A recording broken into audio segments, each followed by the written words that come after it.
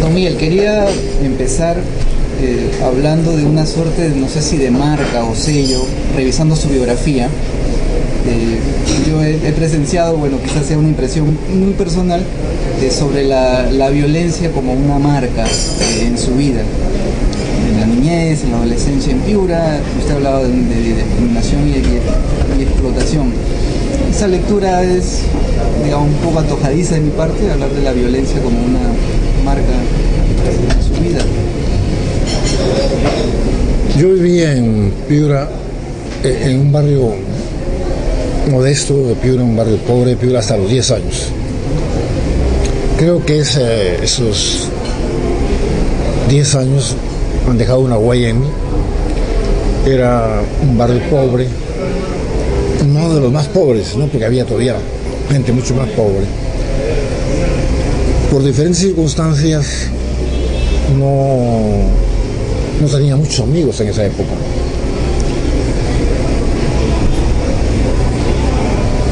Y eso hizo que mi infancia no fuera todo lo alegre que hubiera sido, pero que sea, ¿no? Después de los 10 años me trasladé fue mejorando la posición de mis padres, me trasladé a otro barrio de clase media, y luego vino la adolescencia, y para mí la adolescencia fue una etapa maravillosa, fue como una explosión de vida, de vitalidad, de alegría y de rebeldía también. Entonces, poco se compensa esta parte de mi vida, una infancia no demasiado alegre, con una adolescencia exultante, exaltante.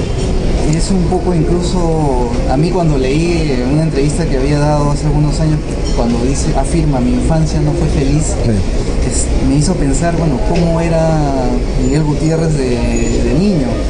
Porque usted también se describe como una persona que tiene problemas para relacionarse con los demás, que era un poco retraído, ¿no? Sí, sí. Tímido.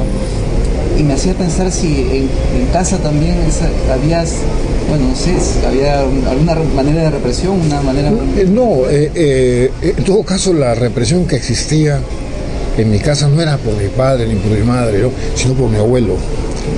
Porque si usted ha leído La violencia del tiempo, la imagen del viejo Villar, ¿no? Es una imagen muy fuerte, ¿no?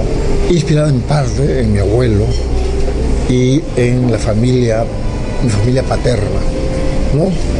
Creo que ahí, con las cosas que yo escuchaba, tuve un conocimiento precoz de la violencia familiar, violencia del mundo privado, digamos, no en relación a lo social. Aunque yo mismo no padecí eso. En todo caso, un orden, ¿no? Sí, no, pero además, para mí mi abuelo era la imagen del Padre Eterno, todopoderoso, ¿no? Todopoderoso, arbitrario como todo Dios, que podía repartir sus dones de generosidad y también de mezquindad, ¿no? En cuanto a mi padre, era un hombre un poco tímido como yo, pero un maravilloso lector, un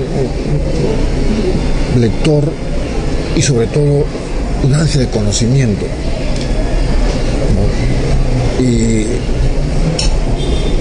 lo llevó desde muy niño, de los 15 años por lo menos, a ir adquiriendo una biblioteca. No una gran biblioteca, pero sí una biblioteca modesta pero importante, sobre todo para ese sector social. Ahí en esos primeros 10 años, uno de los problemas de mi poca capacidad para vincularme con los demás se debía que tal vez formamos una isla, dentro de ese barrio pobre formamos una isla. En ese barrio, en esa calle, vivían gentes, artesanos, gente muy pobre. Pero si bien es verdad que La economía de mi padre era modesta, pero tenía esa aspiración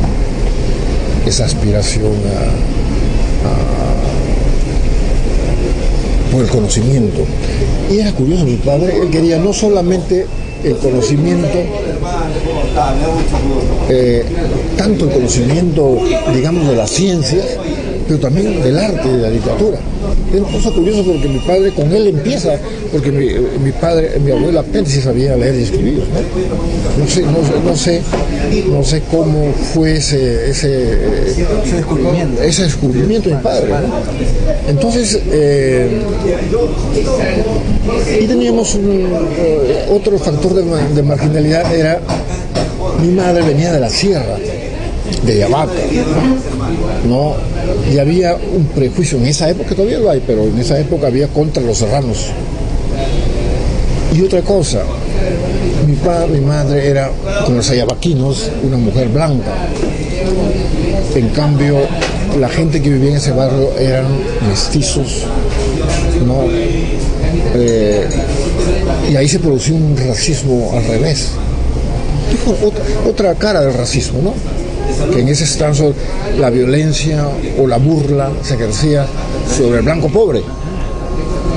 Y era venganza contra los que se les llamaba blancos, los hacendados, grandes propietarios.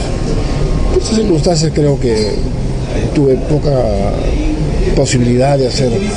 Sin embargo, conocí gente maravillosa. Y aún ahora, cuando voy a Piura, mis amigos son de esa, siempre los voy a visitar. Algunos han prosperado, en general han prosperado, pero yo en la infancia no tuve mucha relación con ellos. Digamos, no participé en la pandilla, por ejemplo, con ellos, ¿no? De ahí que cuando me voy a otro barrio hay un periodo también de casi carencia absoluta de amigos hasta los 15 años, que viene esa cosa maravillosa. Bien, ahora, para redondear esto, mi padre llegó a adquirir una biblioteca modesta pero interesante y formó a sus hijos. Todos mis hermanos son profesionales, ¿no? Con esa ansia, esa aspiración a adquirir todos los conocimientos y sobresalir, sea en la ciencia, o sea en el arte, la literatura o en la música.